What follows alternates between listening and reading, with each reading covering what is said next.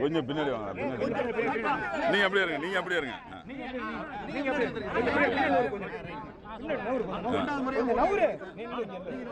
இருப்பா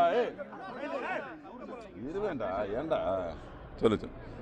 எல்லாருக்கும் ரொம்ப நன்றிப்பா. இவ்வளவு தூரம் வந்து வருகை தந்ததுக்கு. மாண்புமிகு தமிழ்நாடு முதலமைச்சர் அவர்களுக்கு இரண்டாவது முறையாக திருச்சி கிழக்கு சட்டமன்ற தொகுதியில் என்னை வேட்பாளராக அறிமுகப்படுத்தியதற்கு நான் உள்ளார்ந்த நன்றிகளை தெரிவித்துக் கொள்கின்றேன்.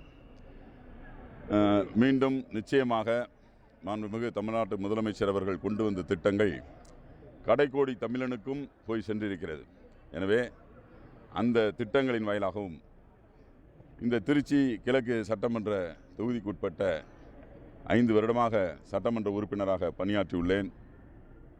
அனைத்து தரப்பு மக்களிடமும் நம்பிக்கையை பெற்றிருக்கிறேன். தெரு தெருவாக வீதி வீதியாக சென்று மக்கள் பணி ஆற்றியிருக்கிறேன். அந்த தைரியத்தோடு தெம்போடு நான் மீண்டும் சொல்கிறேன், 1 லட்சம் ஓட்டுகள் வித்தியாசத்தில் நிச்சயமாக நான் எனக்கு 2021 சட்டமன்ற தேர்தலில்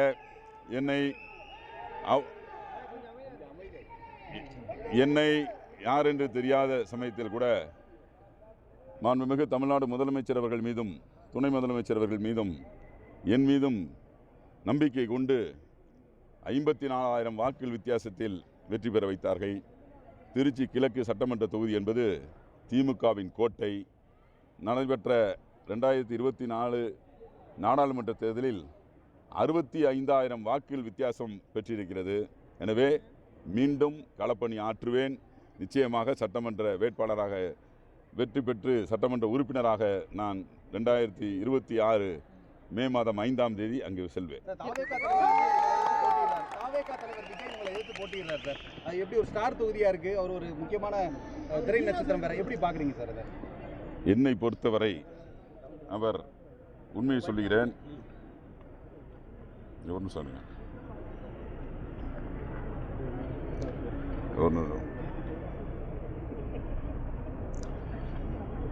என்னை பொறுத்தவரை அவர் ஒரு தைரியம் இல்லாதவர். ஏதாவது எந்த காலத்திலாவது ஒரு கட்சியினுடைய தலைவர் 2 தொகுதிகளில் போட்டியிருக்கிறாரா? ஒரு தெம்பும் திராணியும் இருந்தால் ஒரு தொகுதியில் நிற்க சொல்லுங்கள். பெரம்பூரை விட்டு இங்கே திருச்சி கிழக்கில் என்னோடு மோத சொல்லுங்கள். நிச்சயமாக வெற்றி எங்கள் பக்கம். வாக்கு அதிகமா இருக்கு, அதை டார்கெட் பண்ணி தான் வராரு அப்படின்னு சொல்றாங்க. இன்னைக்கு சொல்லும்போது கூட ஜோசப் விஜய்ங்கிறத அழுத்தி அவர் வந்து சொல்றாரு. அது எதுவும் நல்லா தெரிஞ்சுக்கங்க. அறிவாலயத்தை தேவாலயம் கைவிடாது. நல்லா தெரிஞ்சுக்கங்க. எங்களுடைய கிறிஸ்தவ மக்கள், இப்போ நான் என்ன கிறிஸ்தவன் தானே, கிட்டத்தட்ட 25 வருட காலமாக கிறிஸ்தவர்களுக்கான தேவைகளை பூர்த்தி செய்வதற்கான ஒவ்வொரு பிரச்சனைகளையும் அடிப்படையில் நான் குரல் கொடுத்திருக்கிறேன். சட்டமன்றத்திலே பல்வேறு தீர்வுகளை மாண்புமிகு தமிழ்நாடு முதலமைச்சர் அவர்கள் தீர்த்து வைத்திருக்கிறார். சரியா?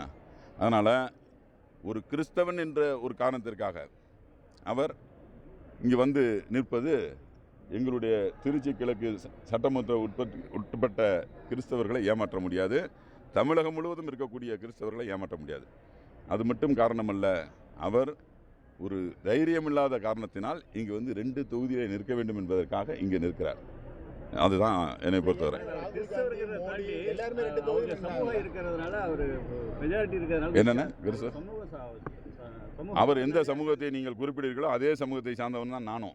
என்னை ஏற்றுக்கொண்டவர்கள் திருச்சி கிழக்கு மக்கள் ஏற்கனவே. எனவே 5 வருடம் நான் சமூக பணியாற்றியிருக்கிறேன், சமூகத்திற்காக பணியாற்றியிருக்கிறேன், மக்களோட மக்களாக வீதியில் நின்றிருக்கிறேன், போராட்ட காலங்களிலே பல்வேறு போராட்டங்களிலே கிறிஸ்தவர்களுக்காக போராடியிருக்கிறேன். என்றைக்காவது ஒரு நாள் இதே பாரதிய ஜனதா கட்சியை எதிர்த்து கிறிஸ்தவர்களையும் சிறுபான்மை மக்களையும் இஸ்லாமிய சகோதரர்களையும் ஒடுக்குகின்ற அந்த பாசிச சக்தியை எதிர்த்து என்றைக்காவது ஒரு நாள் குரல் கொடுத்திருக்கிறாரா? கட்சி ஆரம்பித்து இத்தனை நாட்கள் 2 வருடங்கள் ஆகிறதே, கிறிஸ்தவர்களுக்காக இஸ்லாமியர்களுடைய பிரச்சனைகளை பற்றி ஒரு நாளாவது பேசியிருக்கிறாரா? போன வருடம் 2025ஆம் ஆண்டு கிறிஸ்மஸ் விழாவிலே தொப்பி கூட விற்க முடியாத சூழ்நிலை வடமாநிலங்களில் நடைபெற்றது. எல்லா தேவாலயங்களும் கிறிஸ்துமஸ் விழா போது அடிபட்டது. பல்வேறு தொந்தரவுகளை செய்தார்களே. ஏதாவது ஒரு அறிக்கை ஃபாதர் ஸ்டேன், இதே மண்ணிலே ஃபாதர் ஸ்டேன் சுவாமி அவர்கள் பிறந்த மண்ணிலே அவர் சென்று மலை கிராமங்களிலே பணியாற்றிய போது அவர் எவ்வாறு துன்புறுத்தப்பட்டு இறந்தார் என்ற செய்தியெல்லாம் உங்களுக்கு தெரியும். ஒரே ஒரு கண்டன அறிக்கை.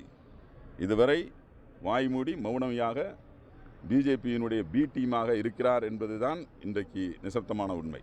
நன்றி.